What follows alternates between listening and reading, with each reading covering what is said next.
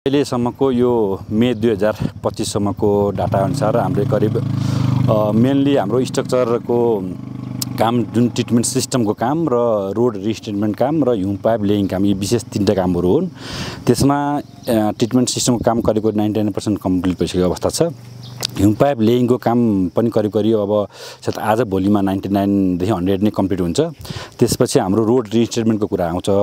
त्यसमा हाम्रो पिचको क्वान्टिटी अनुसार हामीले करिब 60% काम अहिलेको मेसम्म हामीले कम्प्लिट गरिसकेका छौँ र हाम्रो टार्गेट अबको करिब 20 दिन भनेको यही जेठको अन्तिमसम्ममा चाहिँ अब मौसमले साथ दिएको खण्डमा जेठको अन्तिमसम्ममा पिचको काम अस्फाल्ट कङ्क्रिटको काम हामीले भ्याउँछौँ र रोडमा आरसिसी गर्ने कामहरू करिब कम्प्लिट भइसकेको अवस्था छ र हाम्रो नर्मली यो प्रोजेक्ट नै करिब असारको अन्तिममा हामीले चाहिँ सबै काम कम्प्लिट गराएर टेस्टिङ गराएर नगरपालिकालाई ह्यान्डओभर गर्ने कार्यक्रम छ र त्यही अनुसारको कन्ट्र्याक्टरको टिम सम्पूर्ण टिम हाम्रो कन्सल्टेन्टको टिम नगरपालिकाको टिम लागिरहेको अवस्था छ र अब मौसमले साथ दिएको खण्डमा हामीले हाम्रो आफ्नो टार्गेट एचिभ गर्नलाई कुनै समस्या देखिँदैन।